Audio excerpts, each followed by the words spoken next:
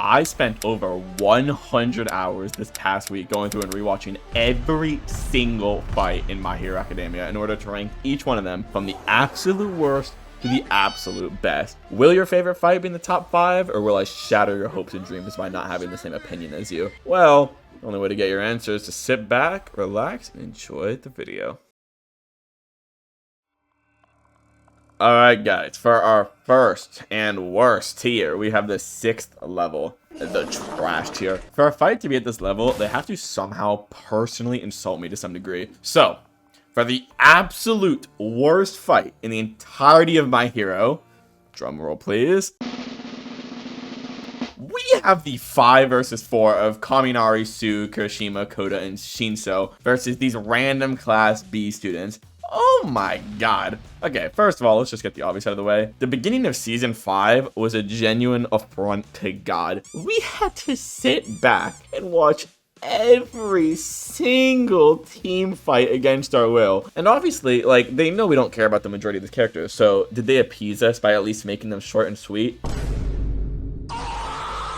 They make us sit through 20 long, grueling minutes of pure boringness. Now, this may not be the worst fight objectively as a fight itself, but when you take into account how unbelievably long this was, I feel like it just deserves the crowned spot of dead last. Next up in 104th place, we have another 4v4 from this monkey arc. We have the 4v4 with Tokoyami, Yaoyorozu, Invisible Girl, and Aoyama. Now, technically, this wasn't the worst fight I've ever seen, but don't let that fool you. This was still a mid-fight in a mid-arc that they decided to make 26 minutes. Once again, for some reason, the anime just decides to take these mid-fights and make them disgustingly long. And then on top of everything, it's just characters I do not care about in the slightest. Aoyama and Invisible Girl are both bums. Yaoyorozu is just Tokoyami is cool, but like not cool enough to save a 30-minute fight. But yeah, overall, could have been ranked much higher if it just wasn't nearly 30 minutes long. Now in our 103rd spot, we have another snooze fest. This arc was genuinely so boring. I legitimately almost skipped it when making this video. This is the tragic provisional licensing exam arc. The fights with the balls hitting the target were all so boring. We have the fight, I mean, if you can even call it that, of Yaoyorozu, SOOOOO, Shoji, and Jiro versus the super smart nerd girls. Now, truly, this wasn't really a fight. It was more just them standing behind a closed door as the room slowly got colder. This was more a battle of wits than an actual fight, so I don't even know if I should technically have even included it. But they did attack each other on some levels, so why not? I don't know. Genuinely super boring, involving all mid characters. Sad part is, I think Yaoyorozu is like a decent character to some level, but truthfully, most of her fights are just always mid. And next in our 102nd fight, it's extremely short. This is this weird cat guy and cat girl fighting the League of Villains for about 17 frames. The only reason this fight is actually so low is this guy's costume genuinely is so shit, it annoys me. But other than that, the fight is just unbelievably nothing. So, yeah. And then finally, for our last fight that has insulted me on some level, in our 101st place, we have the Froppy Coast Guard Adventures. I thought all the internships were pretty boring, except for like a select few.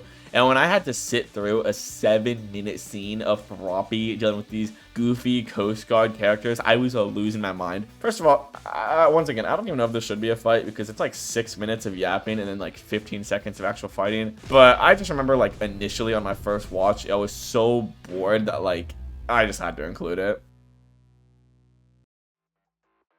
Now entering the Mets here, these are the fights that are more or less forgettable nothingness, but at least they don't offend me on any level, so they aren't in the shit tier. Since they're also so mid, I'm gonna try to rapid fire through these as fast as possible. In dead last, we have Deku chasing after this random movie villain and failing miserably. This fight, if you can even call it that, legitimately provided zero value to society. Himiko versus the weird news lady was very odd. It was just Himiko running from the schizo as she was yapping about her life. I found this fight to be far too long and the substance was so boring. I also just kind of hated this arc in until Shigaraki woke up, to be honest. Once again, this arc blew hot monkey cheeks. Aoyama shoots a beam in the air to let his classmates know where they are, and then they team up to beat the final contestants. This fight was extremely short and was more just these two talking back and forth about like ideals, or not really ideals, it's more like how to live your life. But the reason why it sounds so low is because they cut to this boring nonsense in the middle of a peak fight with Shigaraki, which just annoyed me. This wasn't really much of a fight. Once again, it was just these two trying to find this poison guy, and all I remember is just being bored watching this fight. Although I do really like this big hand girl, she's kind of cool. Endeavor versus Bubble Guy. This fight was truly a nothing burger,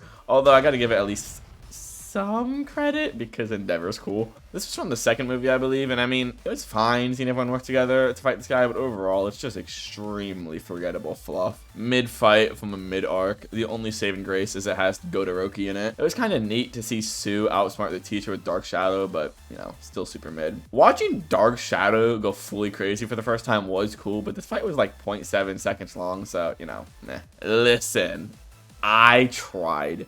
I really tried, but no matter how much I try, I simply can't bring myself to care about the Shoji versus Spinner arc or fight. I think it's cool how Shoji stood up for heteromorphs or whatever, but like once again, they cut to this shit during the final Shigaraki fight, and no one would rather watch this than that. So it's like, bro, get off my screen. I don't know, maybe this fight is too high up, but I don't know. I just kind of like Deku, so it gets some points, and it's animated pretty well, so meh. This was one of the first real fights in the show, and I kind of just thought it was funny how Jiro pushed him into people like a walking electric fly swatter. Minus points for being slightly gooner for no reason, though. After rewatching this fight, it was literally 99% yap and like 1% fighting, on top of being in one of the worst arcs. Plus, his ability is just ugly to look at, and I don't like it. The only saving grace is Kirishima getting this pretty sick punch in at the very end. I mean, it's kind of cool, more or less. Just Bakugo farming nuggets. That's more or less it. You know, you see a fight like this, I was debating putting it much lower, and then I realized something. If all these fights are mid-forgettable fluff, then the nothing fights that are as short as possible get the most points. Like, you know no one cares about it, so let's just make the fight 3 seconds and move on. I respect that. This is just another fluff fight that's short, but I don't know, at least it was slightly more interesting. This truly was a nothing fight. I feel like a broken record at this point, but it gets points because Goat Dever hits this cool move, so, you know, why not? Now we're talking about the initial siege in season 6 of the mansion. I thought seeing all our heroes working together was kind of cool. Like, I like Kaminari, I like Midnight, I like the Mushroom Girl and Mudman. I think they're all cool, but, you know, whatever. This fight had pretty decent animation, and once again, I just like Deku and this random minion of his, so why not? I mean, it's better than all the other 1v1s, but it's still pretty short and forgettable. Now, this truthfully may be one of the most brain-dead fights in the whole list, especially since this guy's whole power just relied on Deku answering him, which he knew beforehand because Sarah warned him. But Deku was such an idiot and still talked, getting himself hypnotized. The only saving grace, the reason it's this high, is because we saw the previous wielders evolve for one for the first time, which, you know, added some extra mystery to this show, so sure. Ida versus the Tree Girl. This is another 0.7 second fight, but it had some extra points because they did some cool animation in this scene, so, you know, why not? This fight was fairly mid as all the others in this tier, and knowing what I know now about the Sun Eater, I really feel like you shouldn't have struggled nearly as much as he did for this fight. I mean, it was cool seeing this moment though, I guess. This fight arguably could be the lowest in the entire video. The only reason it's this high is because of this one line from Toya. It's a complicated concept, but I guess I'll teach you. Ice melts! I don't know why, but on rewatch, that just got a chuckle out of me. Shigaraki breaking All For One out of prison wasn't really much of a fight, per se, but it was pretty badass watching them break into Tartarus, so, nah. This fight had, you know, decent animation and was pretty cool watching Tokiyami go crazy when Pinky got all hurt and all. But all I could think about watching this fight was Medusa from Marvel Comics, but, you know, it's pretty mid, whatever. This fight was, I believe, the first time we get to see Himiku fight, and it does a really good job at explaining to the audience that this woman is a bad shit insane and scary. But other than that, as a fight, it's, you know, pretty forgettable. Next up, we have this weird villain who kidnaps Todoroki's brother, and Endeavor is out here fumbling the bag out of shock while our 3 main characters save the day. I mean, it's this high up since Endeavor initially challenged them to catch a villain before him, and this is the fight where they do that, so cool, I guess. Class 1A versus the Big 3 was definitely just a funny trainingville that was, as a fight, pretty bad, but made me laugh at 2 separate points, which deserve credit. Firstly is when they ask Bro what he wants, and he just says, What do you want, villain? To go home. Then obviously we have Goat Lemillion falling into the river, acting like a civilian in danger. I don't know, dude. Any scene with Mirio is just automatically kinda goated one way or another. In the second to last fight in this tier, we have Mina versus Aoyama. Once again, this fight doesn't overstay its welcome, thank God. But it gets points because it made me laugh when Bro's pants fell down. That's more or less it. And then finally in the Met tier, which I could argue this could be in the good tier, but too late. It's Bakugo versus Uraka in the sports festival. This fight is above everything else because honestly, it was pretty impressive, showing the attempt that Uraka made against Bakugo in this fight. Too bad Bro still just no-diffed her in the end, but meh.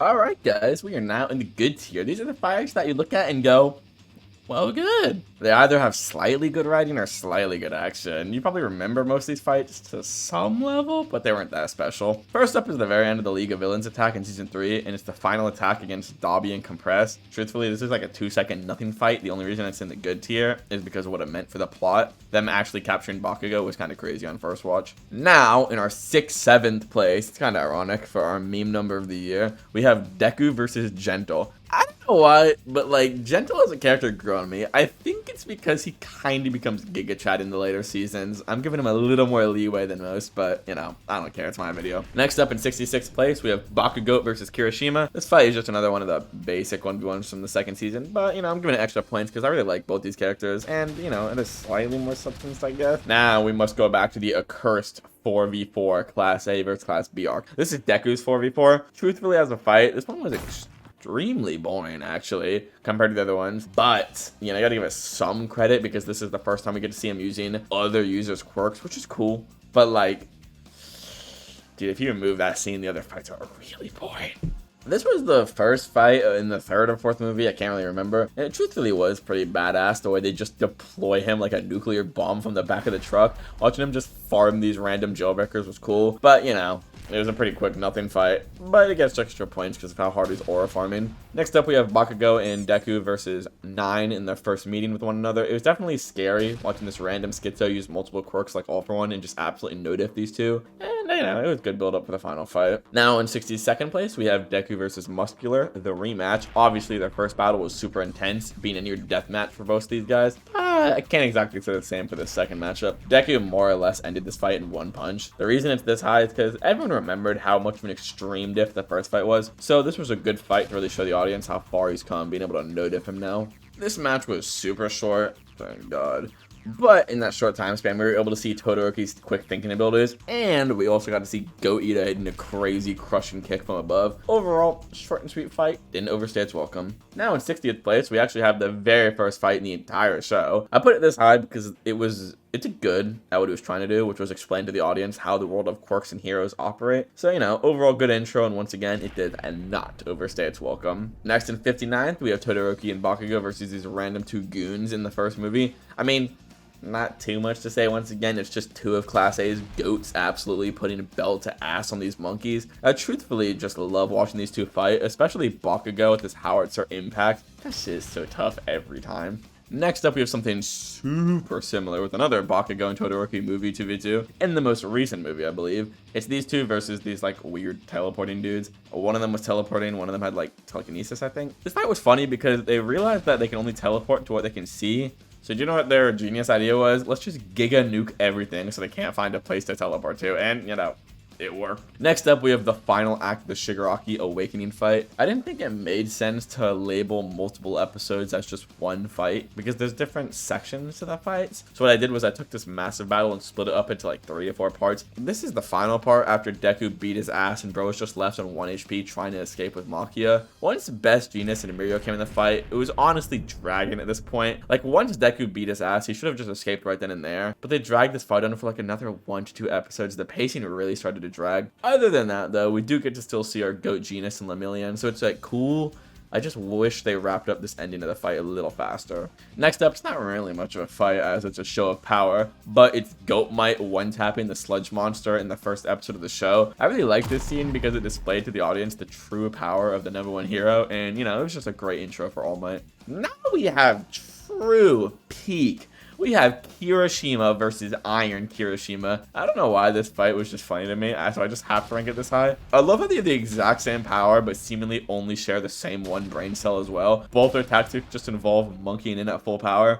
Overall, I mean, it's just a goofy, funny, short fight. Speaking of Kirishima, we have another Kirishima fight. This fight was cool because it was an intro to the quirk erasing bullets, and then also it was an intro to the drug that amplifies quirks. I believe it's called Trigger. So surprisingly, this seemingly nothing fight actually did a tiny bit for the story. And then on top of that, we get to see Red Riot Unbreakable for the first time, which is just raw as fuck. So, you know, it gets to be this high since Kirishima is just goated.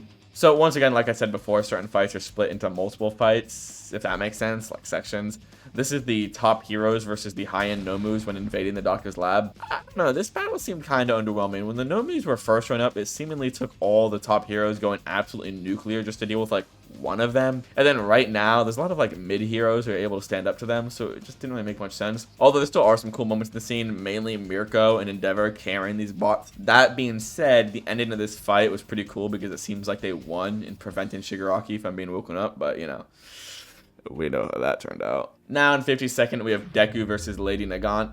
This didn't feel like too much of a fight as it did just Deku dodging for dear life for like 5 minutes straight as this crazy bitch kept sniping him. I do like this fight though because we get to see Deku's genius when it comes to fighting once again, plus the ending where he saves Chisaki by catching up to the bullet using Fajin was just so badass. Overall though, just, you know, good, fine fight. Next up, we have Deku, Bakugo, and Todoroki versus the random movie goons. Now, you may be asking yourself, well, Toby, why is the fight like this so high? Dude, I don't know what they were smoking making the scene, but they were all sitting around going, bro, I know these two characters don't matter at all, but let's animate this into one of the most beautiful fight sequences I've ever seen. Truly, this fight sequence is breathtaking with the camera flying around, the fluidity, just everything. I don't know why the animators went so nuclear for this seemingly nothing fight, but hey, I'm glad they did because this is just awesome. And now that I think about it, I maybe should have put this higher on my list, but you know, it's done now. Now, cracking our top 50, we have one of the earliest fights in the show in Deku and Uraka versus Ida and Bakugo. Truthfully, rewatching all these fights for y'all made me realize something I forgot. Bakugo in the first 2 to 3 seasons was truly unbearable. He was so schizo for no reason, but watching him be such a prick to Deku was nice because in this fight we finally get to see our boy standing up for himself against him. Even without a quirk, he was kind of holding his own, although Bakugo started full tweaking and genuinely tried to kill him in the hallway. Overall though, cool fight with a great ending of Deku outsmarting everyone to get his team the win. Okay, finally in the good tier, truthfully, this wasn't much of a fight, but it was so funny to me that I don't care, so I guess points. These random villains show up and they start molding because they spent so long preparing this route where supposedly no heroes will be on standby. And dude is just non-stop crying that he can't steal people's wallets, etc. And then Bakugo drops one of the funniest lines I've ever seen. Get a real job! I don't know why when I rewatched it, it was so fucking funny to me. Perfect delivery from the voice actor. And then, you don't think it could get any better than this? This random purple goofball shows up. Dude, on rewatch, this was just the funniest shit because I genuinely don't remember this character at all, and he just looks so goofy for no reason. Just peak, bro.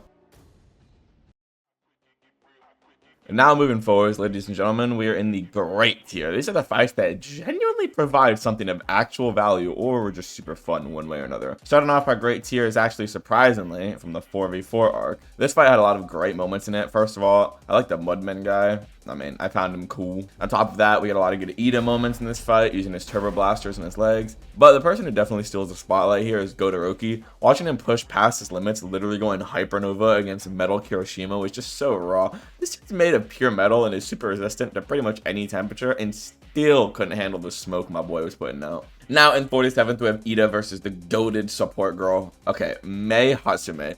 That's who's goated. This chick literally grabs a mic and is commenting on how hard her machines run no different Ida in order for the sponsor companies to take note of her. Just the idea of going into a fight with the sole reason of promoting your machines you've built, just while fully embarrassing this guy, is just so funny to me. I also just love Mei as a character. She's so goated, so with the deserved glaze, it makes it into the great tier. Now in 46th, we have Eraserhead versus all these nuggets, Shigaraki, and the first Nomu. This was like the first real villain attack of the show towards the entire class, and it didn't disappoint. Watching Eraserhead jump into the middle of all these bums, just absolutely farming them, was super fun to watch. Bro was going crazy until this thing appeared. This thing exuded so much aura the way it walked in, no diff and everyone, but yeah, overall, fun, simple fight. Next up in 45th place, we have one of the most iconic scenes of the entire show, and the scene that really hooked me in for the first time. This is during the initial UA training course to get into the school where this giga robot appears. Everyone is panicking and running away for their life, and while Deku's panicking, he hears the scream of his future baby mama. Everyone is watching their fellow classmates approach death, and no one tries to do anything about it. Deku, being the perfect embodiment of heroism he is, jumps into battle without wasting a second and sends this robot straight to the Shadow Realm in one massive blow. Overall, just a great fun hook into the show. Now we have Himiku versus Deku, Sue, and Uraraka. Now, once again, this is just another goofy short fight, but the action is serviceable for a few minutes. But the reason it's up here once again is it was just funny. Himiko says she needs to ask Deku something, and he's like, okay. I want you to be my boyfriend. Deku's reaction to the scene was so funny, bro. He gets stun locked and starts full skittering out, and I love that the narrator also just has to add this. He may be super strong, but he's still a damned nerd. Like, imagine you're a main character of a story with the whole world's hopes on your shoulders, and the narrator's still cooking your shit. I mean, at that point, I'm just letting Shigaraki destroy everything. Next up, in 43rd, we have Todoroki versus this weird monster in the third movie. This thing starts busting his way through like an off-brand Maharaga and just starts ragdolling Todoroki. Eventually, they fly out of this waterfall as Todoroki tries to attack, but nothing works. Somehow, this weird monster can also control flames and makes this Giga Fire Susanoo around itself and eats Todoroki. As he starts burning, he's like, you know what? Fuck this. I'm the son of Endeavor. You want to see some real heat, monkey? As he starts charging up for his strongest move, absolutely burning straight through this monster. Overall, super short fight, but great animation, and, you know, it's Godoroki, so of course we have to glaze. Speaking of Godoroki, in 42nd, we have another fight involving him, although this was not really much of a fight, as it was a one-sided massacre. It's the 1v1 between Todoroki and Sero in the sports festival tournament. Unfortunately for our goat Sero, Todoroki was absolutely livid because his evil, abusive father decided to show up and talk to him, which put him in a bad mood, as we all know. He decides to take it all out on poor Sero. Speaking of the sports festival, next up we have the finals between Todoroki and Bakugo. This fight wasn't too long, but it definitely was flashy for a little bit of time when it was on. Bakugo so desperately wanted Todoroki to use his flames, so everyone knows he beat him at 100%. But because of Todoroki's lineage, he still didn't have the answer on what the right thing to do would be when it came to actually using his flames or not. So unfortunately for Bakugo, at the last second, Todoroki wavers and loses because he doesn't go all out. Now, you would think Bakugo would be excited about winning, but because Todoroki didn't go all out like he did with Deku, his win felt less earned to him, which led to one of the most iconic, funniest, schizophrenic scenes of Bakugo freaking out on the podium. Truly an iconic scene and fight to remember. Now in 40th, we have Shitetsu High pulling up an all-for-one. First off, we have this guy, the goated wind user. I love this guy. Second of all, we get this peak of voice acting clip. Whoa, big yikes! Like that was for realsies close. Hawks is a total riz cake. You can't unalive that snack. And then next we get Tokiyami going absolutely nuclear with Dark Shadow, just mauling him. They actually do a significant amount of damage, but for some reason Makia appears on the battlefield crying to All For One about how he abandoned him and then tries to attack him. Then out of nowhere, All For One absolutely deletes Makia and drops the coldest fucking line. When a dog bites its owner, it must be put down. And because he's now merged with Shigaraki, his hatred has started to affect him. He says the younger he gets, the harder it is to ignore those dark urges. As he appears back up looking like a crazy zombie, absolutely blasting Tokiyami and Hawks away like gnats. Then when he goes down to try to steal Hawks and Dark Shadow's quirk, we get another hilarious line from none other than this freak. It'll just turn you into a cringy emo edgelord. I don't know why, but the idea of Mineta calling the Demon King a cringy emo edgelord is just the absolute funniest shit to me. Now we have my Queen Mirko 1v10ing all the Nomus. Mirko definitely needed more screen time than she actually had in the show. Once again, like I said before, we see all of the top heroes fighting their souls out against one Nomu, and Chad Mirko is out here fighting 10 of them by herself. She takes a lot of damage, but no matter what, she never wavers and never slows down. Overall, just a peak character that should have had a cooler fight in the show. Speaking of cool, we have a young All Might farming in America. This random villain in America pops up stealing all the cash. The villain jumps into the sky, almost crushing this family, then when out of nowhere, he appears. Giga Chad, young All Might. And I didn't realize this until rewatch, but you know who he saves here? Go Stars and Stripes. That's a cool touch I never noticed before. The villain tries running away, and for whatever reason, I find it hilarious though. All Might gets in this sports car to chase after them. This death has to be for fun, as All Might is for sure faster than this car, but whatever. He jumps off the car, sadly killing Dave, it seems. All Might flies past this building, which I love this scene by the way, and eventually ends it with a disgusting smash to the face. Dog, I feel so bad for villains during All Might's prime. They were just so cooked. And then, you know, speaking of cooked, next up we have Goat Lemillion versus all of Class 1A. First off, he just starts the fight out by whipping his Schmied out, which was just so random. And then as they all start attacking him, he just phases through everything. And then, I mean, you know the rest, bro. He just diffs everyone without breaking a sweat. The move he hits on Deku also towards the end was also just so skillful. I love it. And you get the crazy line from Eraser right at the very end. He's the person who's closest to taking the spot of #1 hero. That's including the pros. Overall, deserved glaze for my Goat Mirio. Next up in 36, we have Kirishima and Fat Gum versus 2 of Shisaku's goons. This fight was definitely super high octane on first watch. This guy walks up slapping Kirishima with his cock no diff in him as Fat Gum took in like 85,000 punches just trying to hold on. Then we get Kirishima's backstory and origin. Basically in the past, he hesitated to move out of fear, which is what was happening now. But then he realized what his idol said. It's okay to be scared. That's perfectly normal. But what's more scary to him is watching someone lose their lives because he hesitated. And then after remembering that, he gets motivated for being a hero. Goat Shima jumps right back in front of Gum last second as he eats a barrage of punches, hardening harder than ever before. This gave Gum all the time needed to convert all the punches he ate into kinetic energy as he throws them right back at them, ending the fight. Overall, cool fight and cool moment for Kirishima. Next up though, we have the UA students versus Stain. This was a good first fight for Ida's growth as a character since he only tried to find Stain since he put his brother out of commission and he was hell-bent on revenge. Stain as a character is interesting because in his mind, the only real true hero was All Might and everyone else was a fraud who needed to be purged. I will say the only weird part about this fight is there are like multiple times Stain freezes them with his quirk but like fails to kill them off because of plot armor. I don't know. Although it can be mainly forgiven since this fight was good for seemingly all of these guys' character development. Plus, there was a sick ending, so, you know, why not? Now we have pretty much the only good fight in this entire arc, in my opinion. This is when Gang Orca attacked, pretending to be a villain, and Todoroki and the Wind Guy try to stop him together, except not really. This Wind Guy absolutely hates Todoroki and Endeavor, so instead of working together, they get in each other's way, even almost hurting their own teammate in the meantime. Eventually, though, they are both put in the ground and realize their own blind rage caused all this to fall apart, so they make a last-ditch effort to work together. Using his flames and using his wind, they create a firestorm around Gang Orca, keeping him locked in, not letting him move. The animation here truly was beautiful, and this just looked badass as fuck. Overall, good fight and good character development for these two. Now for the actual only worthwhile fight in this entire 4v4 arc, we have Bakugo, Jiro, Sugar Rush Shitter, and Sero absolutely farming the other team with a flawless victory 4-0. This was the first time we saw Bakugo actually caring enough about his teammates to go out of his way to save them.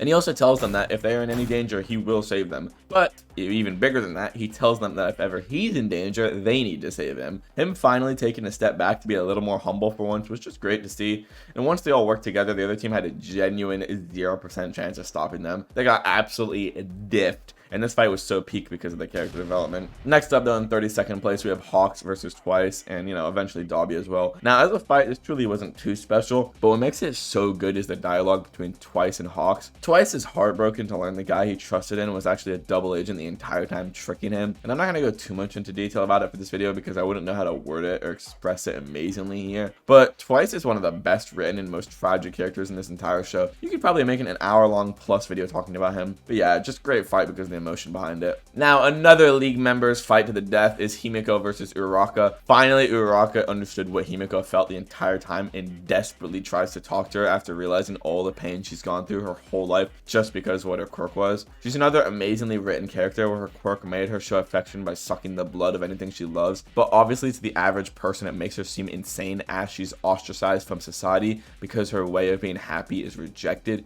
Uraraka realizes that and desperately tries to have a heart-to-heart with her as she's acting as Twice's replacement, creating a literal million-man army engulfing the entire battlefield. Eventually, though, they do get to talking, much against Himiko's will, as she's at the breaking point for how the world treated her. But eventually, Uraraka opens up to her and says exactly what she needed to hear in that moment, finally cracking the shell, telling her she has the cutest smile in the world, even though her whole life she was called creepy and scary whenever she smiled. Overall, a touching moment with another villain in the show that comes full circle. Now, maybe this shouldn't be so high up as it is, but I have Deku's first heroic move against the sludge monster in the very beginning of the show. This was just a perfect fight to really show the audience who Deku is as a character. All the pro heroes with quirks are all standing back claiming they can't do anything to help because their quirks aren't useful here. And then while everyone's standing back, literally watching Bakugo choke to death, Bakugo springs into action as his legs react faster than his brain even can. He sprints in, attacking at the monster with a smile on his face like Goat might, as he distracts long enough for All Might to come in saving the day. Although the true hero here was Midoriya. If he hadn't jumped in, Bakugo may have even died, as All Might didn't really believe he had enough power left for this monster. After seeing this heroic move, All Might realizes that Deku is the perfect kid to inherit One For All, becoming his successor. This fight was truly just such a great hook for my hero as a story and Deku as a character,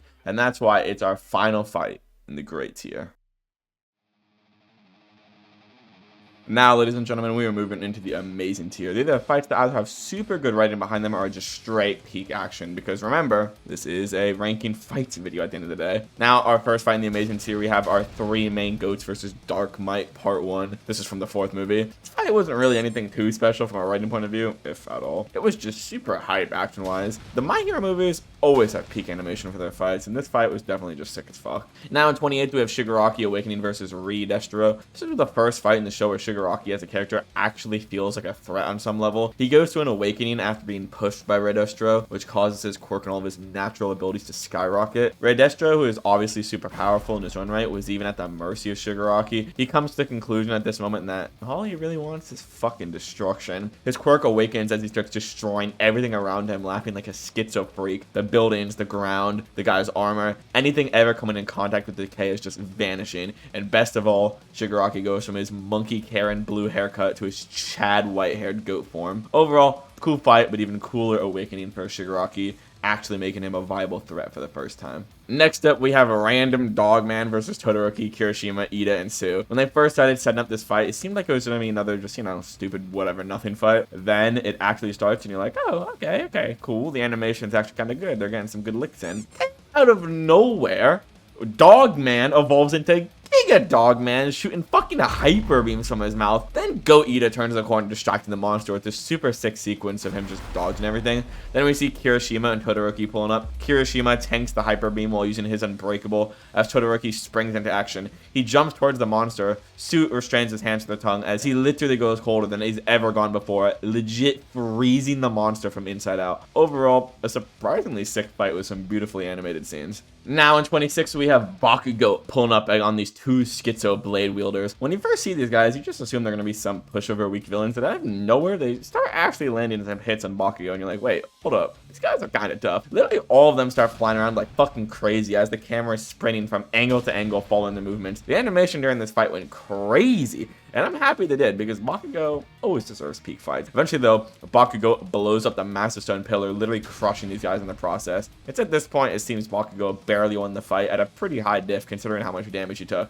But then, when you think it's over, these guys pop trigger as their quirks get exponentially stronger. At this point, I really didn't even know how Bakugo was even expected to win this. He flies through the air as they keep barely grazing him, causing even more blood loss. Eventually, he takes 2 direct hits, but he uses this to grab them and launch them into the side of the mountain. He launches his fistings at them, causing another explosion as he flies up into the air, summoning an explosion vortex, hitting them with howitzer impact, literally smashing a sun into them. Whenever I watch these types of fights, I really just think to myself, these heroes are for sure killing people by accident, but who really cares? Next up in our 25th spot, we have Deku versus Muscular in their first encounter. Koda's by himself and this villain's about to straight up just kill him, which is kind of crazy. Deku comes in at the last second to save him. Unfortunately for Deku, he's kind of getting his shit kicked in without putting up much of a fight. And as Muscular is about to finish off Midoriya, Kota throws a rock at him out of anger, as this is the exact man who killed both of his parents years before. It's almost as if fate was cruelly twisted to bring these two back together. And as he's about to kill Kota, Deku comes flying in, giving his motivational speech before ending the fight with a 100% smash. No way. It can't be. Huh? Bro survived a smash at 100%? It was at this point during my initial watch of the show, I thought Midoriya was actually going to lose, because if 100% didn't put this guy down at all, what would be? And even worse than that, he apparently wasn't even trying before? Bro? Eventually, they clash once more with another 100%, but this is still not nearly enough to put him down, as Midoriya gets pushed again with his back against the wall. Deku thinks back to All Might's words about always finding a way, but Deku's sad knowing that this day will probably be his last. And when all looks lost, Kota can't take anymore. He uses his quirk to shoot Muscular with water, not really doing anything. But just hearing Kota's plea for help reinvigorates something within him as he slowly pushes back up. And y'all, when I first heard this line for the first time, I was beyond shocked. One for all! 1,000,000%! you mean 1,000,000%? As Deku literally deletes him, knocking him out, saving the day. Also, the fact that Muscular didn't literally explode into a million fucking pieces from a 100% smash is beyond plot armor. He should have been fucking giga dead. Now, next up, we have All Might versus the Nomu in the very first season. All Might busted in last second, ending these goons without even breaking a sweat. And honestly, I forgot how much of a fucking beta male whiny bitch Shigaraki was in the first season. Hard to believe he becomes such a monster, to be honest. All Might starts wailing on the Nomu, but to almost zero effect on it, as it's literally just face tanking them. We find out it's because the Nomu has shock absorption, which basically nullifies a vast majority of the impact. All Might eventually hits an insane suplex, sending him into the ground as everyone gets hyped thinking he's won. Sadly though, the portal guy activates at the last second, putting All Might in this weird goofy ass position as he's now stuck in the ground. Nomu's sticking his claws into his sides, and truthfully it's looking kinda cooked. Portal guy starts closing it, trying to rip All Might in half, and when all looks cooked, Bakugo and Todoroki come in clutch, saving the day. You know, truthfully, after rewatching a lot of the fights in this show, Bakugo really seems to be much more useful than Deku before he became too OP. Hey, Future's over here after editing this video. Yeah, no shit. Luckily though, All Might was able to break free at this point, as we see the Nomu regenerating to full power near instantly, and we hear the unthinkable that this monster has multiple quirks. It lunges at Bakugo, who obviously can't even react to the attack, but last second, Goat Might flies in, launching Bakugo out of the way, taking it himself. And now, it's at this point, All Might locks in and decides to not lose against these tier 3 bums. Him and the Nomu clash, and Shigaraki's like, "Weren't you listening? One of his powers is shock absorption." And Goat Might's like, "Yeah? What about it, pussy? That means there's a limit to what it can take." All Might starts going fucking nuclear, hitting them like a goddamn machine gun. Shit is so tough. Then he drops one of the most iconic lines of the entire show, being like, "Well, if you were designed to fight me at 100%, I guess I'll just have to go beyond that and force you to surrender. A real hero will always find a way for justice to be served," as he throws Monkey Fuck against the ground before dropping one of the most iconic lines in the show. Go beyond! Plus! As our goat literally blasts past his limits, sending this fucking thing into the stratosphere, into space, and never to be seen again. And right here, ladies and gentlemen, it's the first time in our story where we really understand why All Might is the greatest hero to ever do it. Now though, ladies and gentlemen, we have Overhaul versus our Lord and Savior, Goat Lemillion. I don't even know what to say, bro. Lemillion is just one of those characters that just slaps people with his fat cock whenever he's on screen. Now, Overhaul as a character has to be one of the scariest villains in fiction, bro. His quirk allows him to disassemble and reassemble anything he touches, which literally allows him to kill people and bring them back to life. He was straight up breaking Area apart and selling parts of her on the black market as quirk erasing bullets. That is fucking unhinged, bro. And all the while, Lemillion is trying to save her while he's telling Eri it's her fault people are dying, and if she just stayed with him, no one else would have to get hurt. This pisses Goatmillion off as he starts beating Overhaul's ass. Too bad Overhaul is a sore fucking loser and gets his minion to shoot his quirk erasing bullet at Eri. Goatmillion sees this and jumps in front of the bullet last second to shield Eri. The bullet hits, erasing his quirk for good. And now at this point, he's powerless and the fight is over. Is what a bitch would say. Even without a quirk, my goat is putting belt to ass, absolutely slamming this bum around. Only a true goat could put on a performance like this. But as he's reaching his limit, Deku and the others break in for the assist. Overall, peak fight for a peak character. Next up, though, we have the 2v1 between Deku, Bakugo, and All Might. The teachers were fucking cruel teaming up these two incompatible fucks against the literal symbol of power. But sure, why not? Deku tries to run, which is definitely the logical thing to do, but for some fuck-ass reason, Bakugo actually thinks he can solo All Might. Obviously, Brody gets slammed into the ground, no diff, as he literally flash steps behind Deku. Deku shits himself and jumps back, straight up blind into Bakugo, like, holy, these two have negative synergy, my god. All Might traps Deku into the ground and then blows Bakugo's back out as he pukes everywhere. All Might tries to explain to Bakugo that he needs to just calm the fuck down, and he says he'd rather lose than need help from someone like Deku. That made something snap within Deku as he comes in punching Bakugo straight across the face, telling him, "Don't you dare say you'd rather lose. Remember who you are, Bakugo. You're the symbol of victory." As he jumps back into the fight with the tears in his eyes, the realization that he has to work with Deku and view him as an equal for once. And as Bakugo is distracting him, Deku flies in from behind with Bakugo's arm cannon, shooting All Might from point blank range. This puts him on his ass as they turn around and making a run for the escape gate. And as they're almost there, you know, bro just spawns in, straight up smashing both gauntlets with ease. And then fucking knees Bakugo in the face, sending him blind. And then fucking uses Deku as a ragdoll to smash Bakugo with, like, oh lord, he starts talking crazy shit. but the carry of this fucking team, Bakugo, has heard enough as he launches a mini nuke right in the face of All Might, sending him flying. He picks up Deku and fucking launches him, and I just love this voice line. The way he says die in such a scared, concerned way is just so funny. And then All Might hits one of the most diabolical moves I have ever seen. Smash in the air as he flies backwards, literally breaking Deku's back. This is fucking vile. Holy. How to send your student into a wheelchair in one step. Bakugo is legit using all his strength to hold All Might back, yelling at Deku to cross the finish line. And when Bakugo is about to bite it, Deku moves without thinking once more, absolutely rocking All Might, grabbing Bakugo and passing the test. I love this fight because them finally working together out here beating All Might was just so good for their relationship moving forward, as they're finally able to work together for a common goal. Now, I'm gonna be honest, this may be slight glaze because it's not really much of a fight as it is a show of power, but fuck it, I don't care. People get hurt, so it's technically a fight. Plus, it's one of my favorite scenes in the show. This is when Shigaraki came out of the capsule after charging up for a few months and literally whips his dick out on everyone. Deku can feel a sinister power from the hospital, but doesn't know exactly what it is. As we cut back to the hospital, Decay is actively legit frying everything it's coming in contact with. All the heroes start panicking, flying away instantly, as they can see if this shit touches them, they will insta-die. This epic music starts playing as everyone starts looking at the hospital, sensing something within the earth itself. Eraserhead jumps on this bitch, but Anomu grabs onto him until last second Crust sacrifices himself, cutting the arm off as he vanishes into nothingness. As we cut back to the streets of the city, as buildings, the ground itself, and even the heroes are fading to dust. Dude, I vividly remember when I first watched this episode years ago, my jaw was to the floor in awe of this shit, bro. God only knows his Decay should have taken this bum, man. Like, bro, look at this shit. Everything is just fading to dust from one attack. The heroes start scooping up as many people as they physically can, while the Decay just seemingly doesn't stop spreading. That's more or less the whole scene. I know this wasn't technically a fight, but considering Shigaraki attacked, causing death, you know, I'll just count it because fuck it. This is pretty much the first time in the show where we realize Shigaraki has gone from a punk kid to an actual nuclear bomb. Now for a lighter clip, we have Deku and All Might versus the movie 1 villain. Legit off rip, All Might goes flying through the sky, absolutely blitzing through this helicopter, rescuing his friend. Once again, like I said before, people are definitely dying from this,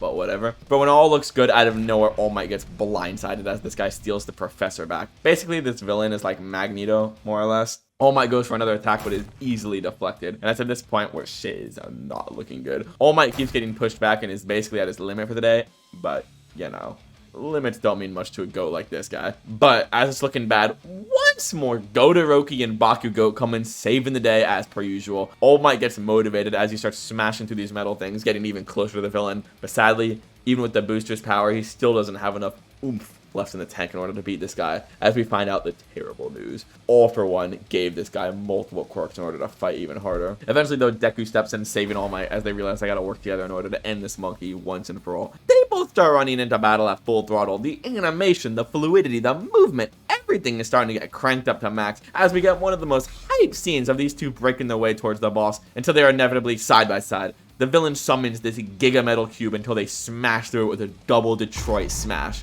You know, side note, but I never understood why one of his main attacks is Detroit Smash. Like, Detroit is a fucking shithole. Why would you name one of your strongest moves after it? Take him to Detroit. No! No, not Detroit! No! No, please! But whatever. As we cut back to the fight, bro, oh my god, has so much aura, bro. Imagine you're fighting someone and this motherfucker hits a goddamn lat spread on your ass in midair. This is so tough. Holy shit. And with that, we see our two ghosts absolutely giga nuke this bum straight to hell. Overall, fun fight with peak animation and peak aura farming. Next up, surprisingly, is another movie villain. This is Deku versus the third movie villain. Now, when you first see this guy, you're like, alright, well, Deku's obviously going to cook this bum. Then as he attacks the first time, it's repelled. This guy's quirk is literally just reflecting and repelling anything that touches him. And this blue fuck is just butthurt and emo since he's never gotten any poon, etc. Since nothing can touch him. So what is Deku supposed to do if he can't even make contact with him? Every time he attacks, it's like he's just attacking himself. Although it got to a point where Deku kept attacking him, only hurting himself. And I'm like, bro, this is kind of brain dead, no? You're basically just attacking yourself at this point. Well, eventually on like the 37th try, Deku actually moves him a smidge with this attack, which made us realize apparently there's a slight limit on this guy's reflectability. Even he never knew about. It only took about 400 smashes from One for All for him to discover it, and you could have guessed it by now. It's time to go plus Ultra. They start going back and forth once more as the animation ramps up again. Eventually, Goat Doria breaks through his reflection, sending Broski straight into the ceiling. Deku says, "Fuck this, we are ending it here." And as he goes max power 100%, and holy, the animation is also going plus ultra voice. Once more, we see the rapid fire punches rain down like hellfire as Bro starts warping space with his punches. And all I can think about watching this are the people saying shit like Yuji can beat Deku. Like, brother, what is Yuji doing against fucking this shit, bro? And then finally our goat flies in with the dropkick of doom and despair, shattering this bum's reflection and ending the fight once and for all. Overall, sick-ass animation and 16 of Deku. Only a true G could overpower a move that can reflect anything. Now we have one of the rematches of the century between Armored All Might and All For One. Someone needed to distract All For One from coming into contact with Shigaraki, because then they would have been unstoppable. So who goes out into the battlefield? Here! The fucking GOAT!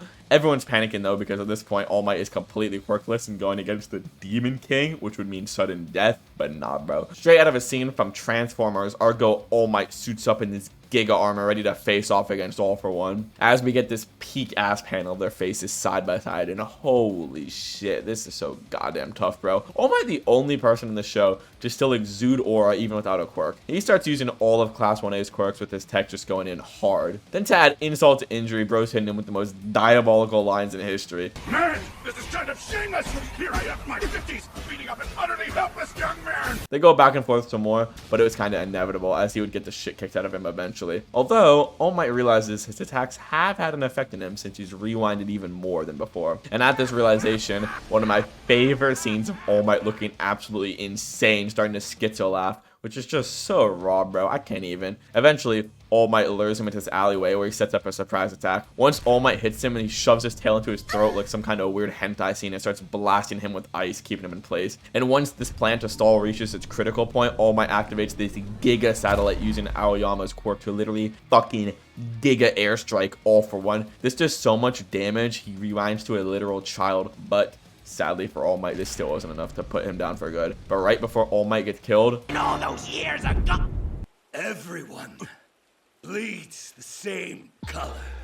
GOAT Stain appears, dropping one of the coldest lines in fiction. Well, sadly what happens next is a little unfortunate, but it's at this point All Might is fully BN, and this is where our fight ends for now. Overall, hype last fight for All Might, and I'm very glad the author actually gave him something to do in the finale, even quirkless. Now, in 17th place, I don't really know if I would consider this a fight, but because attacks are being used, I guess I should. It's basically just everyone trying to stop Toyo from exploding. Now, because this isn't much of a fight, I can't put it too much higher than this, but the scene as a whole is just peak start to finish. First off, seeing Todoroki and Ida literally break the sound barrier trying to get to this battlefield is so hype, bro. As we cut back to Endeavor luring Toyo away from the evacuation area, and holy shit, this guy looks insane. Eventually, we see Toyo start spouting nonsense, and it's at this point we realize the fire is starting to literally fry his brain from the raw heat. Toyo throws out even more heat, straight up burning Endeavor. Do you even understand how hot his fire has to be to burn the man who burnt a Nomu to a crisp and didn't get burnt at all? Blue flames, like his normal fire, are much hotter than red fire, but then even a step further than that, his final form emitting purple fire is another magnitude of heat. For fire to turn dark purple, it literally needs to be so hot it more or less becomes plasma-like. These are temperatures up to 6,000 degrees Celsius or nearly 11,000 Fahrenheit, which is genuinely absurd. And then near the very end, we see Rei's quirk finally awaken him. The whole time he thought he was a failure, and deep within him, he had the ice quirk as well.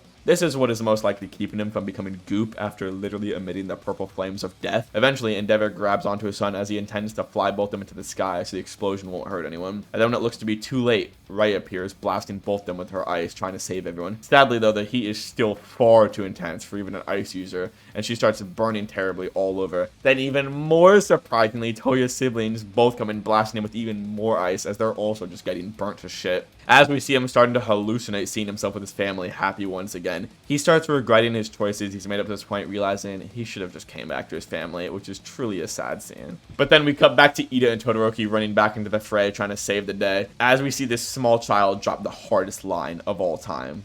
Nobody's gonna get hurt. Five Weenies is here. My name is not Five Weenies. 5 Weenies is such a throwback. This shit is so peak, bro. As last second, Shoto makes it just in time, hitting him with the coldest move yet. Barely saving the day, completely saving everyone from the explosion. How?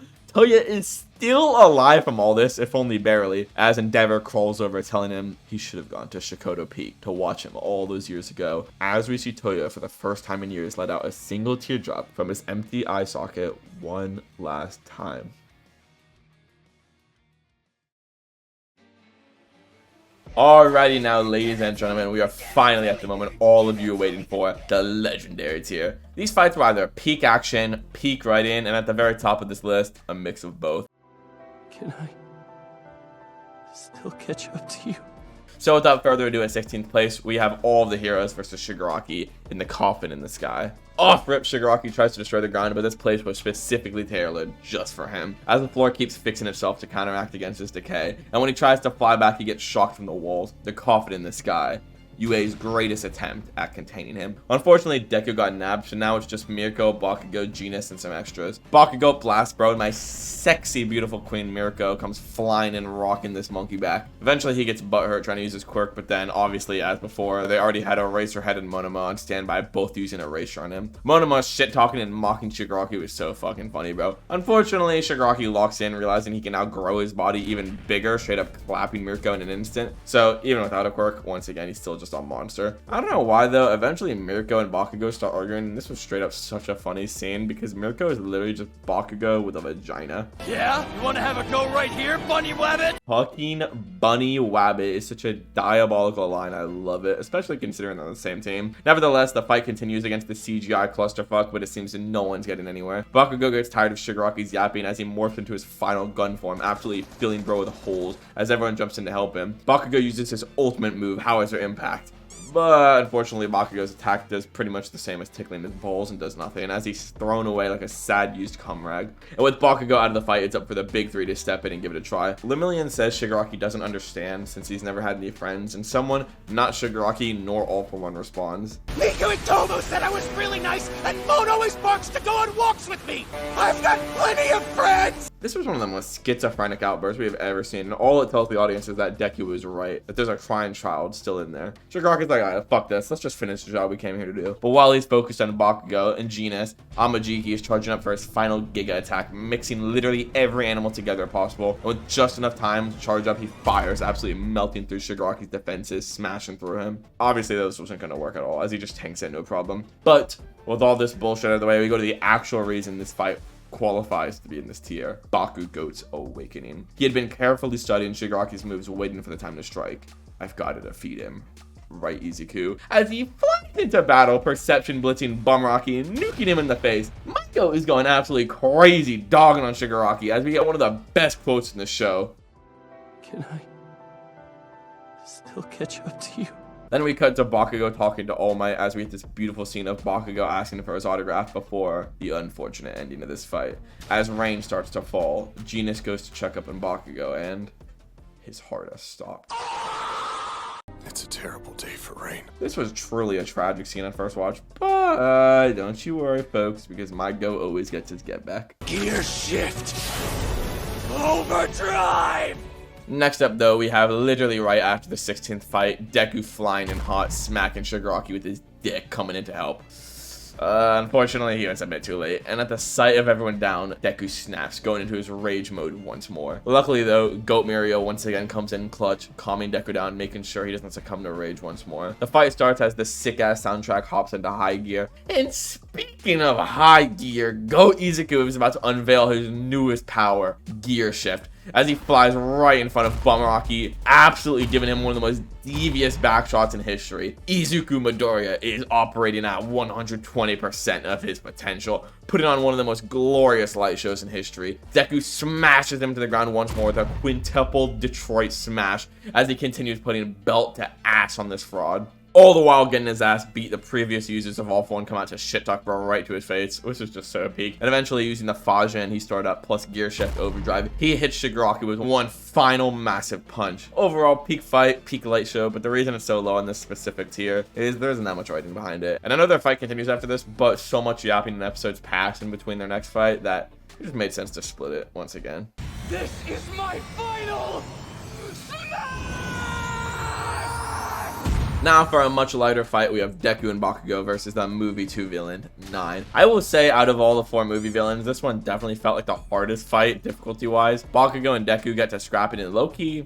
The animation, just like all the movies, is just so fucking clean. Eventually, they push him back, and he's done playing around as he seems to go all out. He pops all his drugs or whatever and goes past his limits, becoming insanely powerful. Deku and Bakugo try attacking him, but to basically no avail as they're not able to tickle this guy's balls in the slightest. So, Deku comes up with the most absurd idea of all time in giving One For All to Bakugo so they can finish the fight together. And with 2 One-For-Alls at 100%, I don't know many characters that could stand up to this duo. With this, they power up and jump into battle, striking the sky, completely destroying all the storm clouds with one blow. They both battle the way forward, and all the while the animation is going insano style. Like, look at this shot of Deku. Bro is a straight up demon as Bakugo throws a One-For-All power nuke straight at this bum, eviscerating everything in its path. As we cut back to Deku running in, and again, holy shit, this is definitely not what a hero looks like, as he flies in, breaking through like 50 of this guy's shields, bombing him. Finally, Bakugo and Deku jump in for one final attack, hitting this out with the strongest duo attack in history, ending the fight. Overall, one of the best light shows in the entire series, and after rewatching this fight, it makes me wonder how strong a final form Bakugo would have been if he had One For All on top of everything. He would have easily been top 1 in the verse. Now, for arguably the greatest fight in any My Hero movie, we have our main trio versus Dark Might in his final form. Right away, this scary horror opera music starts playing as he ascends to his final form, becoming this giga monster. We cut to Todoroki running towards him while the camera is fucking beautifully panning around him. As per usual with these movies, the animation goes plus ultra, and I love this so much. Bakugo's over here hitting him with some insanely massive explosion, sending him flying. And just look, Bakugo's literally knocking this bum over from his explosions. He's so tough. Sadly though, bro locks in, pissed off, getting even stronger, transform into an even further form once more, which causes Todoroki and Bakugo to go flying. Deku eventually gets the dick out of his ass, waking up, getting this sick animation of our 3 goats powering up, ready to touch this guy. Bakugo and Todoroki are suppressing fire as we get this sick shot of these 3 lined up, while this angelic music is playing in the background. Deku starts kicking the air, and the raw force from the pressured wind is literally tearing this bum apart limb from limb. As Deku comes in with his signature move at this point in these movies, the drop kick of doom and despair. And just like that, bro's disintegrated. Overall, I just really love this movie, and this final fight scene, just so clean, so it makes it to our 13th spot. Now, finally cracking our way into our top 12, we have all the heroes versus the newly awakened Shigaraki. The fight starts off with my GOAT Endeavor hitting this sick-ass move, smashing this bum back into the mountain. Now, even with all this new power, he feels incomplete, and that's because now, being merged with All For One, something deep within him is screaming at him to get One For All. Deku realizes Shigaraki is after him and just fucking dips. Bakugo follows behind us. He's the only one who knows the truth behind One For All also. Shigaraki gets annoyed and uses an EMP to fuck up all the communicators, leaving them in the dark. He catches up to Deku and Bakugo, causing both of them to freeze from fear. And as both of them are about to die, Goat Torino comes in saving them. Eraser also appears, turning Shigaraki's quirks off, giving the pros a fighting chance. Then Endeavor tries to attack, but somehow he dodges in midair using air pressure, as they realize this new Shigaraki has power comparable to All Might in his prime, which is not good. As Shigaraki smashes Endeavor into this weird dragon girl, absolutely leveling this building. He bolts towards Eraserhead as he's the biggest issue to him right now, and right before he dies, our GOAT Deku comes flying in, saving his teacher. As now with Midoriya and Bakugo, their fight continues. As Bakugo comes from above, blasting him with everything he got. Then Deku comes in, kicking bro, sending him flying. And then finally, Goat Endeavor flies in with a vanishing fist, absolutely impregnating bro with flames. Shigaraki passes past his limits though, looking fucking insane in the process, grabbing Torino's foot, smashing it. Deku and Bakugo charge in, but Shigaraki is over it as he runs towards Eraserhead. Deku catches up, grabbing him by the throat. Out of nowhere, Shigaraki pulls out a quirk-erasing bullet, and understanding the severity, Deku goes 100%, hitting him with the meanest blow ever to the head. Even with all of this, he launches the bullet, hitting Eraser in the leg, but Being the badass he is, he doesn't hesitate to cut his leg clean off, saving the quirk. Shigaraki bolts into action, attacking as Deku grabs him legit last second as he peels off part of Aizawa's face. Holy raw. As Todoroki appears last second, coming in clutch. And here's where I'm gonna end this fight. Like other fights in this list, I think it makes sense to separate this. This was everyone versus Shigaraki, and now in 11th place we have Deku versus Shigaraki in their first 1v1 of the series. Even with Eraser down, his body still isn't healing because the full 4 months hadn't passed yet of transferring All For One into Shigaraki, and his body can't handle all of its new power, kind of like Deku. As he tries to pull a Frieza destroying the battlefield, Deku grabs him with Black Whip and uses Float to bring him into the air where he can't destroy anything. As Deku pissed the fuck off, flies in, smashing Shigaraki in the air with 100%. Like, look at these shockwaves. Bro's going full power, breaking him like a Kit Kat. Deku is literally ragdolling this bum, breaking every one of his bones in the process over and over, being the true hero he is. Bakugo realizes this isn't a sustainable plan though, and he gets Todoroki and Endeavor to help out. And just look at Deku, bro. He's so locked in. It's just so badass. And when no one's expecting it, Endeavor comes flying in, grabbing Shigaraki, hitting him with one goated prominence burn, absolutely crisping him alive. Unfortunately, All For One takes over, skewering Endeavor as he once again has one of the creepiest lines in the show. Little brother. And even worse, the spikes are coming towards Deku. And last second, for the very first time in the story, his body just moved on its own. Bakugo finally putting his life on the line for his friends. This was crazy on first watch, man. And after seeing this, Deku was not gonna take this shit sitting down. He goes fucking crazy, but unfortunately that's what All For One wanted as he grabs him trying to steal his quirk. Eventually though, they fight in his mind, and because Tomura wasn't strong enough, he can't steal it, bringing the fight to a close. Then how can I call myself a hero who saves everyone? Finally though, ladies and gentlemen, we have entered our top 10. I think these 10 are a big step above 11 through 16, so think of these as like legendary plus. First up, we have Deku versus Overhaul. This fight starts off fairly basic between Overhaul and Deku attacking one another until eventually Eri escapes, jumping into Deku's arms as he uses 100% for the first time without breaking any limbs. As we find out, because of Eri's constant rewind, she's able to instantly heal his broken limbs after he uses max power, but Overhaul doesn't take this sitting down as he merges himself with the full power of his minions, becoming something truly terrifying. And the reason why this fight is truly legendary is because Eri's power allows Deku to fight at full power for the first time in his life. And figuring this out, he tells her that her quirk is a blessing, causing her to tear up since her whole life she was called a curse. Deku comes flying in, kicking Chisaki like 50 feet in the air. Shit was so tough. Overhaul is pissed though, becoming a vortex in the sky, claiming he will tear down this world using Eri's power. Deku flies above him, hitting one of the fucking coolest moves I've ever seen in my life, filling the sky with massive fists as they come raining down like hellfire, tearing Overhaul apart. As he comes in looking like a straight monster, dog walking all over Overhaul, ending the fight with just a few blows. Overall, peak fight because we get to see 100% for the first time. Plus, Deku's so goated. He literally changed the future with his strength, since Night Eyes saw the future where Deku lost originally. And this is where we learned Deku can literally change the future with his strength. Overall, fun and peak. So come at me with all you've got!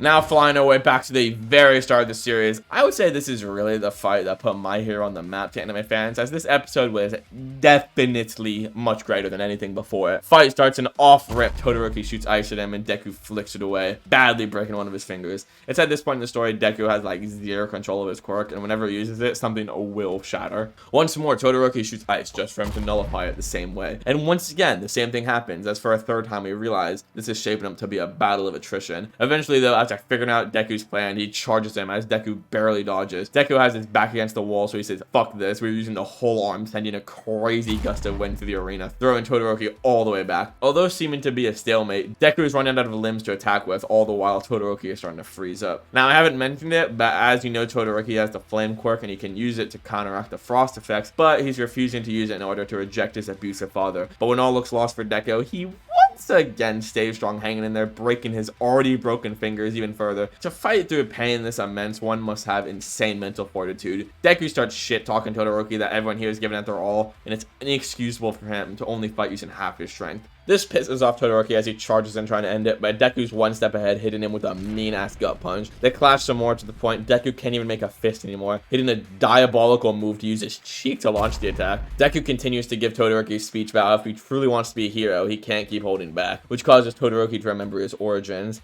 He remembers his talks with his mother, father, and siblings. He remembers his mom snapping, giving him a permanent reminder of what his father put everyone through, as he doubles down not using his flames until Deku reminds him something simple, but he needed to hear it. It's your quirk, not his.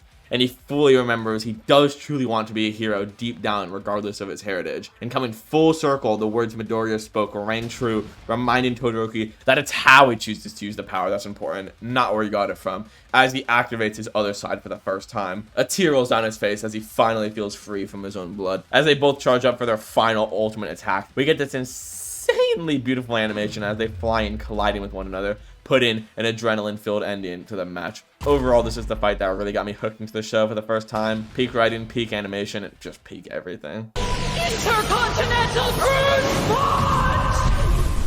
Now for the final fight on this list that doesn't have much writing behind it, we have my glorious sexy queen of the US of A, Star and Stripes versus Shigaraki. I fucking love Star, genuinely one of my favorite characters in the show. Like, holy aura. Jacked woman repping the USA, riding F-15s into battle. Doesn't get much cooler than this. They square up in the sky before igniting one of the most hype fights in the story. Star activates her quirk, which, by the way, is the most broken cracked ability in the entire show. That's genuinely only nerfed by plot. It's called New Order. Anything she touches, she can give it new rules to, and it must follow, like the fucking air despawns. Then the jets continue to suppress fire, smashing into him before he quickly reflects them back. Star's like, eat my ass, gang, as she smashes into him, sending him packing. But in this scuffle, she touches him and claims that if he moves, his heart will stop. Unfortunately, as we all know, Mr. Plot Armor over here was only saved because he was having an identity crisis at the time and didn't even know if he was Shigaraki at this point. Fucking stupid, but whatever. Star's done playing around as she fucking creates a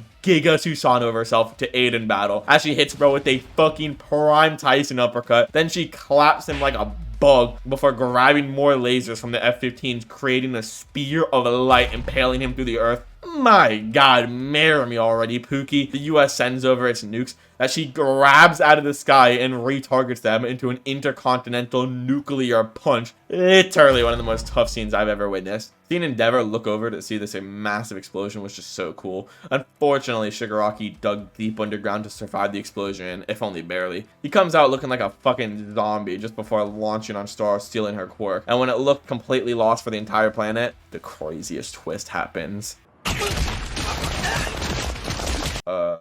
What the fuck? Everyone's confused as to what's going on, and then we hear this.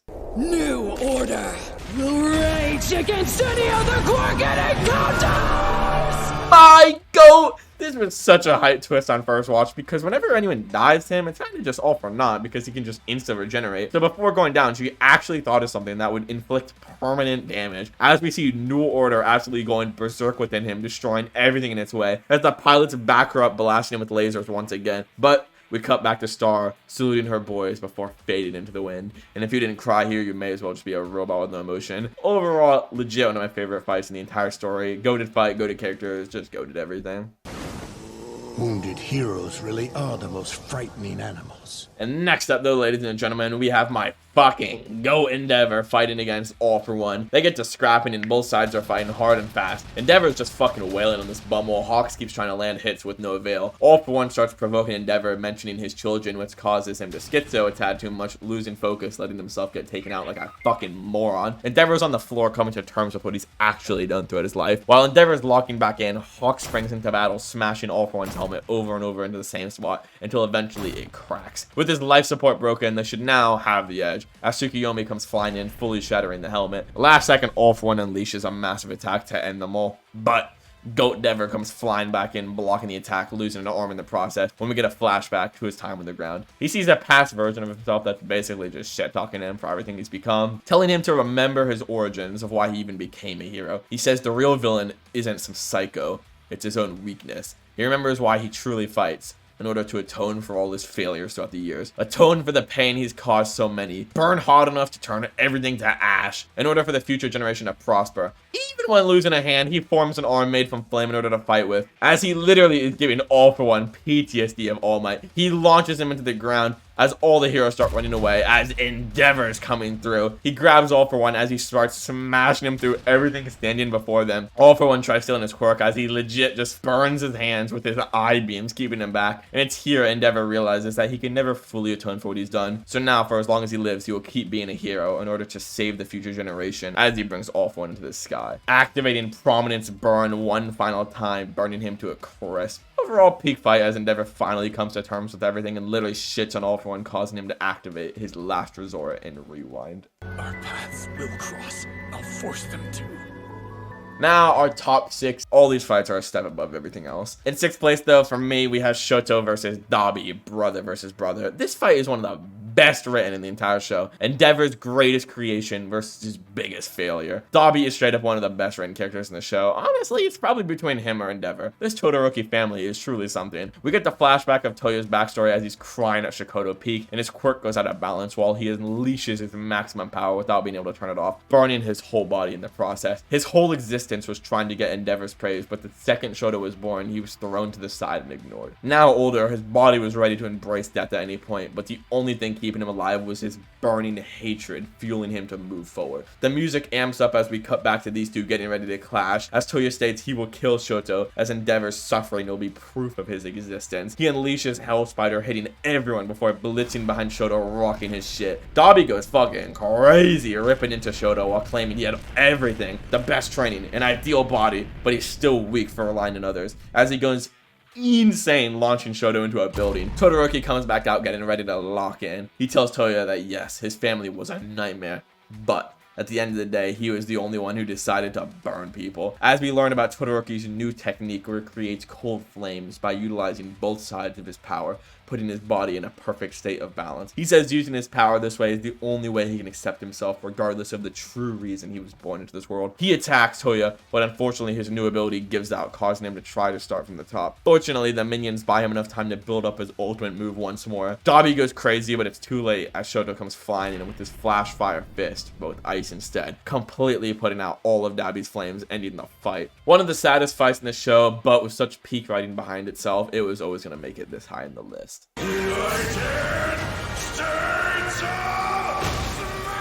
Now entering our top 5, ladies and gentlemen, and please don't tie me up and shoot me for this, but I'm putting the symbol of peace against the Lord of Darkness. All Might versus All For One. Definitely one of the most iconic fights in the story. All Might slams this bum into the ground kind of low diff, but to be honest, obviously All For One is not at his max yet. Sadly for All Might, he was at his limit as his body starts to give out. While All For One is down, he starts remarking about All Might's master, the last one for all user, and mentions how she died a pathetic death, causing All Might to rage. Losing focus, letting himself take a big blow. They start yapping back and forth until eventually All For One attacks this random woman, where All Might jumps in front of the attack, saving her, but in the process making him run out of strength, where the world finally sees All Might in his true weak form. All For One is talking crazy shit, but All Might is still completely locked in and ready to win no matter what, until All For One drops this nuke. The fact that Shigaraki is his master's grandson. This hits All Might where it really hurts, causing him to waver and cry out. And for the first time ever, All Might, the symbol, known of peace and always smiling, physically cannot smile anymore as his soul is breaking. Now, this is just my opinion. The fact that Shigaraki is her grandson, I don't think that should break you. I'll be honest. I don't think it's that deep. Everyone's watching the TV, begging him to win as he's still all of their #1 hero. Watching everyone cheer him on is so goated as he locks in a tiny bit once again, using what little strength he has to power up just his arm. And while he still has fairly little faith in himself, fucking Goat Endeavor comes in, giving him his own form of encouragement. Stand up and show them why you're better! Golly, bro, this isn't even an Endeavor fight, and he's still throwing crazy aura lobs. We cut back to everyone around the world cheering for All Might, as he's a pillar that must not fall. All For One charges up his final strongest punch as they get ready to clash. They exchange blows as they cause a crazy explosion on impact. He gets pushed back, but eventually he stops, locking in for the finale, hitting him with a crazy punch to the face. He fakes his true intention, which was actually transferring his power to his other arm, as he charges up one final attack. And just like that, he has won. Everyone cheers as he completes his final mission as the #1 hero and symbol of peace, ending the scene with him pointing towards the screen saying, "Now it's your turn," to Deku as he passes off the torch. Overall, peak episode and peak fight, but in my opinion, I still think that there's 4 fights that even eclipse this one. I admired him so much.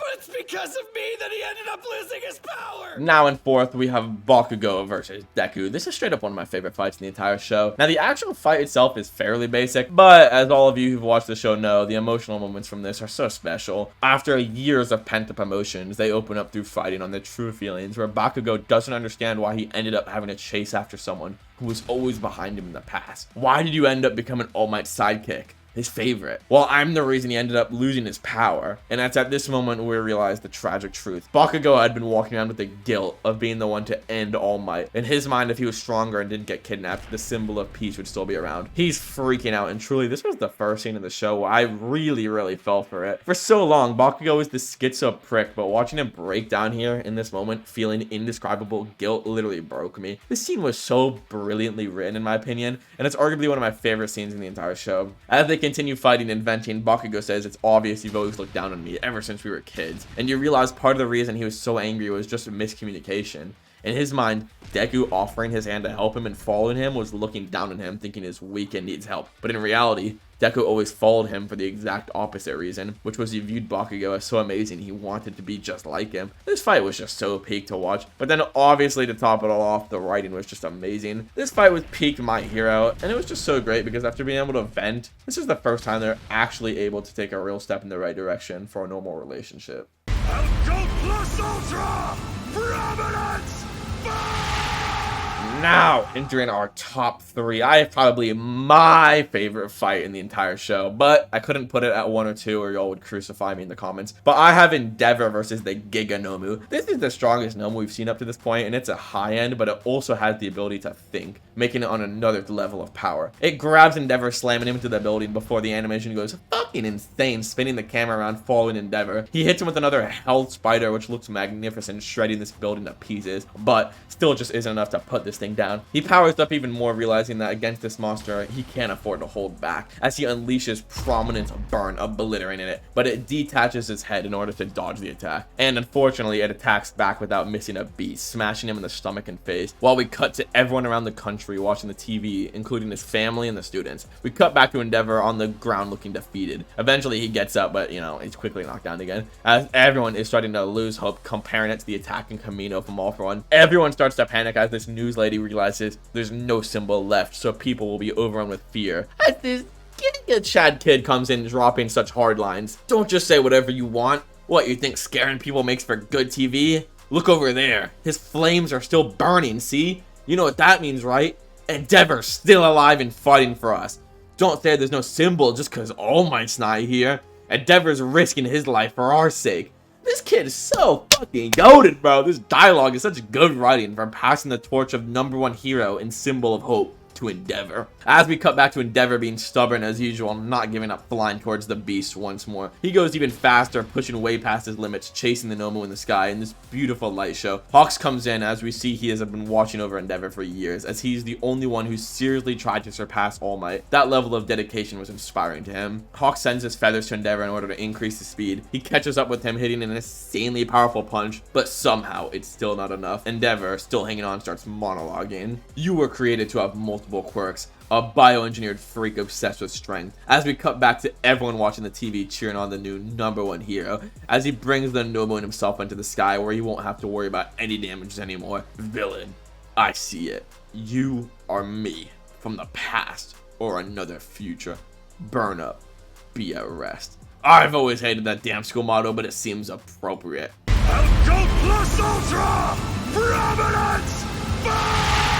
This was and probably is one of my favorite climaxes to any fight in the show. The action and everything is peak, but the writing behind it is even better. This Nomu represents him from the past, and him burning it is him turning over a new leaf, abandoning his past, trying to walk down a better path. Plus, on top of it, Prominence Burn is probably the rawest move in anime. Anyone who tries to shit talk you for liking Endeavor when he's actively trying to atone is a clown, because these are the same people who will turn around to loving Shigaraki and Dabi, who kill people without any regrets. Endeavor was a terrible person, but this fight symbolizes him turning it around, walking a new path.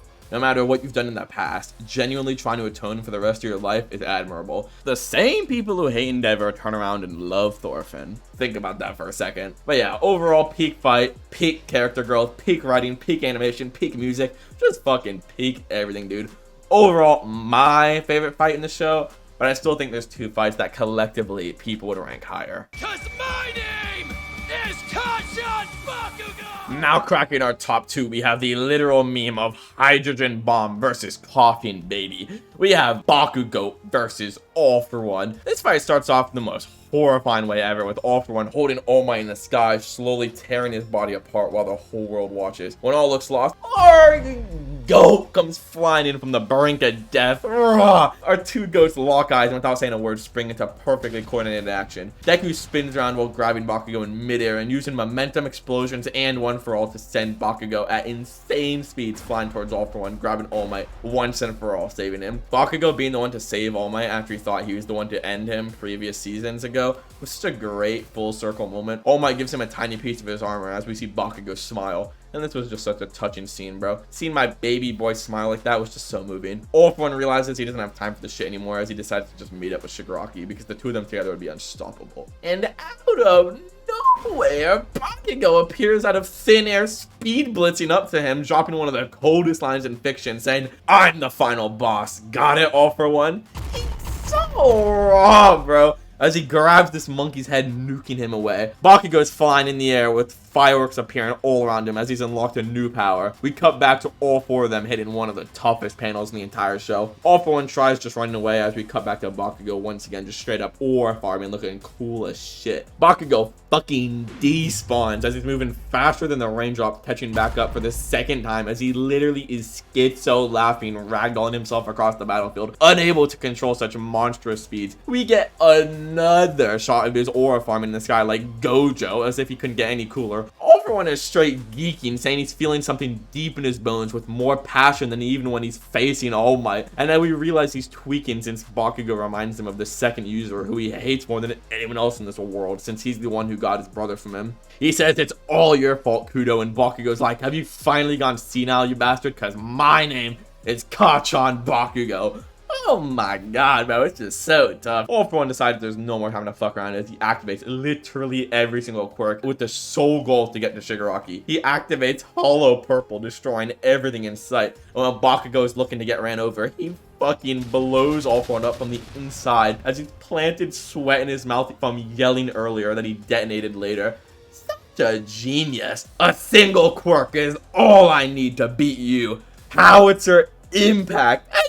Giga nukes One For All. Dude, look at All Might, bro. This reaction is fucking gold. As Bakugo goes fucking insane, sending 40 million Giga nukes at the same time, blowing All For One up with constant explosions. He flies in, grabbing Bum For One, literally eviscerating him into a baby. Literally, this now becomes that meme of Hydrogen Bomb versus Coughing Baby. Eventually, with one final move, he tries to kill Bakugo, and when all looks lost, catches the attack with his teeth, blowing him up and ending the fight. This was truly the moment Bakugo became what he was always meant to be, the symbol of victory.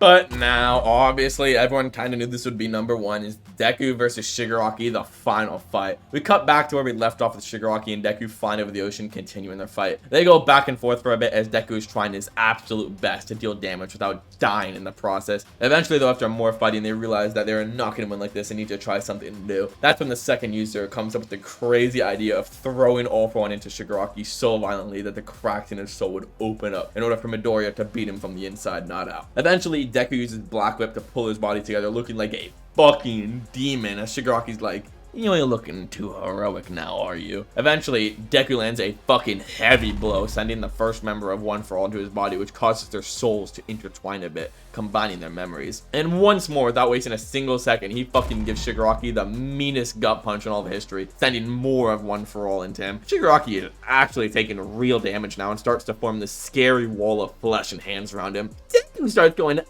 absolutely insane style as he flies around from hand to hand, absolutely tearing his way through. Seeing Eri and Kodo holding hands while watching, having faith in their goat, was such a good scene also. He keeps fighting until eventually he lands the kill shot, which allows him to transfer into Shigaraki's soul, finally hitting him at the source. Deku eventually comes in contact with Kid Shigaraki, preventing him from killing his family, as he grabs onto his hands, taking the abuse. Eventually, after some talking, he gets through Shigaraki's hatred as we start to see new memories from neither of them. But who could this be, you may ask? Fucking All For One appears, Apparently everything from Shigaraki's hatred to his dad's abuse was all orchestrated from All For One from the very beginning. Everything was planned just to make Shigaraki a vessel. Even his decay quirk was just a copy of Overhaul's quirk, just inferior as he removed the ability to put things back together, only giving him the power of destruction. This was literally the craziest plot twist on first watch. My jaw was hanging when this episode aired as the final villain arrives. You can hear Shigaraki's wails of sadness come through the body as he creates a black hand to cover his face